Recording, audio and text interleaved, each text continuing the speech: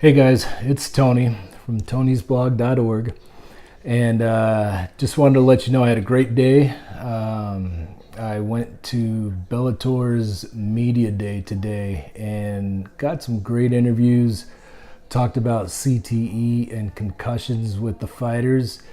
One interview in particular that I'm really excited about is I got to speak with Josh Thomson, UFC fighter, and he's going to be commentating on Bellator's card, TV card this weekend.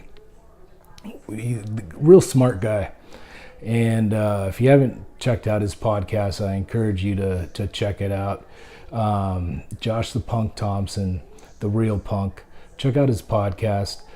But we talked about, CTE, concussions, and just the brain health. And one thing I want you guys to pay attention to is listen to when Josh talks about his own symptoms that he's experienced when he was looking for phone numbers in his phone, and he uses the excuse of aging, and he says he just turned 40. The reason I bring that up is that's the same exact excuse that I used when I spoke to my doctors, and I would tell my doctor, hey doc, it's just my age. Unfortunately, things progressed, and you could see my speech is now affected. My memory is very affected. And it wasn't my age. It is the CTE, and it's a cognitive decline. So it's one of those things. I'm not saying that, Josh has CTE or it's anything like what I have, but it's excuses that we as men, we as human beings make. But you guys, you need to pay attention to those little signs and take note and use those as markers and really pay attention to see if there's further decline, because it happens quick, you guys. Within 6 months, I couldn't drive. I couldn't even find my house when I was driving. So pay attention to those little signs. Enjoy the interview. I've got one with Quentin Rampage Jackson, Rory McDonald. There's a bunch of stuff coming. So tonysblog.org, please subscribe, share it. I appreciate your support. Let's fight the good fight. All right. So this is Tony Medina. I'm here in San Jose with Josh Thomson, and we're going to talk a little brain safety and brain health.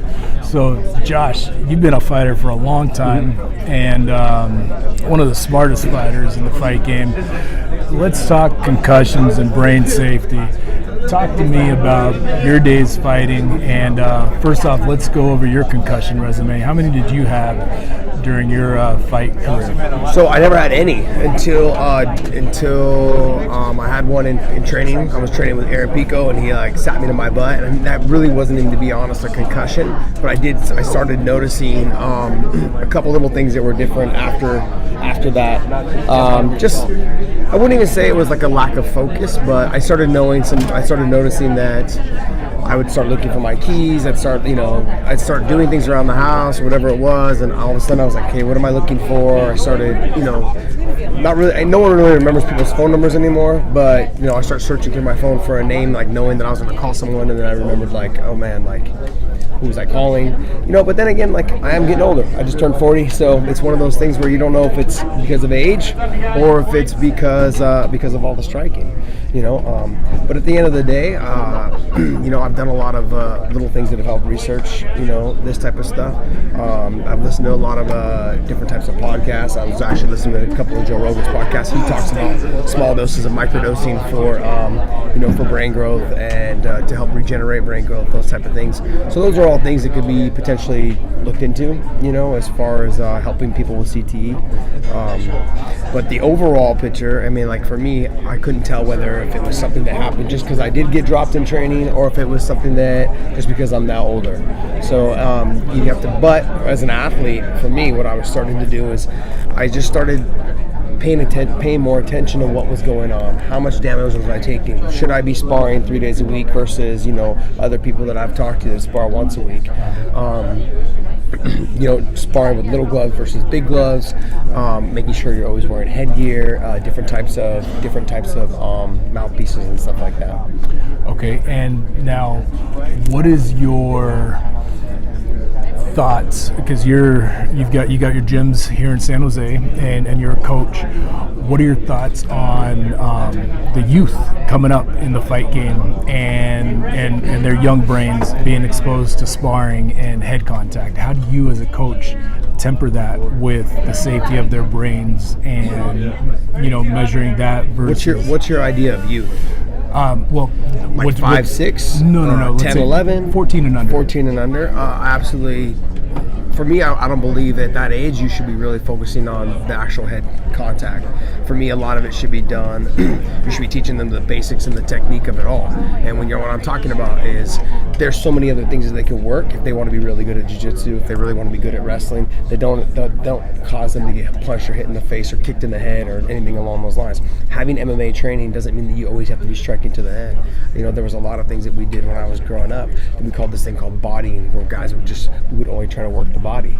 You basically were sparring live, but you only did body shots. Okay, and then we also did the same thing. I still to this day do a lot of the same things called leg kicking, where you're kickboxing, but you're only trying to kick from the shoulders down. Mm-hmm. You're playing kick drills, kick tests. We're kick sparring. So just no contact to the head. So what do you tell a kid that says no? There's no way I'm going to be good, or I'm going to be tough enough? First off, your kid shouldn't be really fighting, honestly, like at a level where you're actually taking real blows to the head. I think until they're 18, they can make a decision for themselves. I feel like even parents should understand that. Let your child make that decision once he becomes 18. The brain hasn't even fully developed until they're 25. So what's the point of letting this child go ahead and say that, tell a parent what he wants to do? As a parent, you should stick your nose in there and tell them, no, you cannot do this. Yeah. Okay, like sure, you can train jiu-jitsu, sure you can train wrestling, sure you can do kickboxing, okay, and you can do boxing. It doesn't mean you need to do damage to the head. You can still do bag work, you can still hit shadow box, you can still hit mitts, you can still work on the head movement, you can still do all the things that will make you a great athlete, but you don't need to take damage to the head. You need to get knocked out. Yeah, you don't need to get knocked out. You don't need to get dropped. Look, there's a lot of kids that were really good coming up. I mean, like, you look at Andre Ward, you look at, Oscar De La Hoya. Sure, all these guys that came up ended up being Olympic gold medalists. They sparred at young ages. I understand that. Look, if you want your kid to be in boxing and you want them to take that avenue, that's on you. But I also feel like you're interfering with that child's well-being for his brain growth as time goes on. Now, every parent's different. That's up to them. It's their child. They can do what they want. So my personal preference is that there are so many other avenues for a child to be working to become really good at such a sport, whether it's boxing, kickboxing, MMA, jiu-jitsu, wrestling, that they don't need to take damage to the head. So we've talked a lot about the damage and the prevention. Let's talk a little bit about recovery. Mm-hmm. So you've had a kid, or you yourself, or a fighter has now been concussed. What do you do for the recovery? Well, if you do any type of research at all and you talk to doctors, they'll tell you you don't want to do anything that will cause your body temperature to rise. So anything that may cause your body to get hot causes more brain damage. So your brain needs to recover and heal. So that's the first thing. I'm not saying you need to put your body on ice, but what you need to do is you need to make sure that you're not working out, you're not going for runs, you're not raising your temperature in your body that will help increase the blood temperature in your head and your brain to keep it from recovering. Okay. That's first. I mean, for like the number one for me, I believe, and I've seen this happen at almost every gym I've ever been to. Guys get dropped, guys get knocked out, and they got flash knocked down, and they get up and they continue sparring. The problem is once that happens, be done. But for fighters and athletes, their number one response is to say, I can keep going. I can go. Like, I'm okay. Didn't hurt. That's not the point. Mm-hmm. The point is is that once you've gotten dropped, let your brain recover and heal. Give it 2 or 3 weeks, maybe even longer if you need, and see what happens. Yeah. But as soon as you jump up and you start spawning again, you're just doing more damage. Okay. And all that being said, you need to make sure that you're taking care of yourself for the long run in your life. Because at 40 years old, fighting's not. I can't say fighting won't be there, but what I'm saying is you will not be fighting at that highest level like you used to be. Okay. And you still have 40 more years of your life to live. Right. Just remember that. Josh, I appreciate it, man. No problem at all.